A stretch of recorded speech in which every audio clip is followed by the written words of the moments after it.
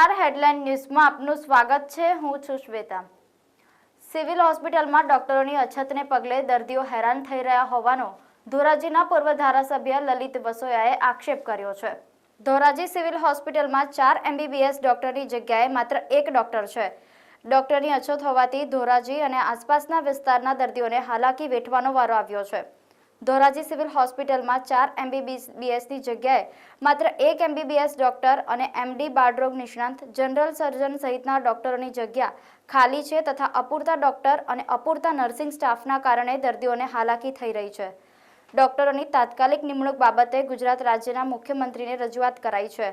લલિત વસોયાએ જણાવ્યું કે રજૂઆત બાદ પણ હજુ ડોક્ટરની નિમણૂક નહીં થાય તો આશ્ચર્યજનક કાર્યક્રમો કરશે। વિકાસની વાતના બણગા ફૂટતી આ ભારતીય જનતા પાર્ટીની સરકાર લોકોના આરોગ્ય પ્રત્યે પણ બેદરકારી દાખવી રહી છે। ધોરાજી શહેરની અંદર કરોડો રૂપિયાના દાનથી બનેલી હોસ્પિટલ અને હોસ્પિટલની અંદર અદ્યતન સુવિધાવાળી સાધન સામગ્રીઓ પણ દાતાઓએ આપી છે, ત્યારે ધોરાજી શહેર અને ધોરાજી તાલુકાની જનતા માટે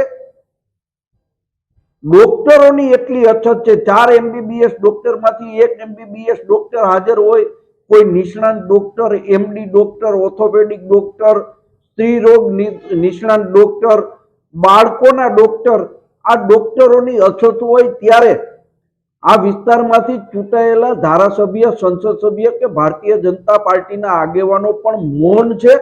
એ અમારા વિસ્તાર માટે દુઃખદ વાત છે।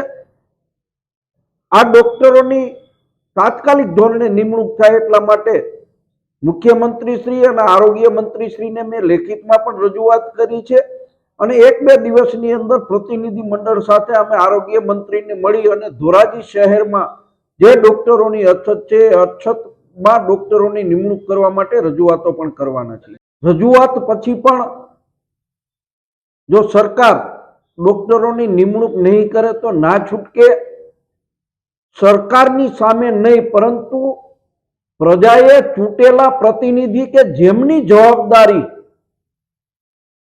વિસ્તારના લોકોના પ્રશ્નો ઉકેલવાની હોય છે અને એમાં નિષ્ફળ ગયા છે। ધારાસભ્ય, સંસદ સભ્ય સામે અને તાલુકા પંચાયત કે નગરપાલિકાના સભ્યો હોય તો એમની સામે પણ અમે આંદોલનો કરવાના છીએ। સરકારને આવેદનપત્ર આપીને એ પ્રશ્નનો ઉકેલ આવતો નથી અને ના છૂટકે અમારે ભારતીય જનતા પાર્ટીની કાર્યાલયે આવેદનપત્ર આપવા જવું પડશે।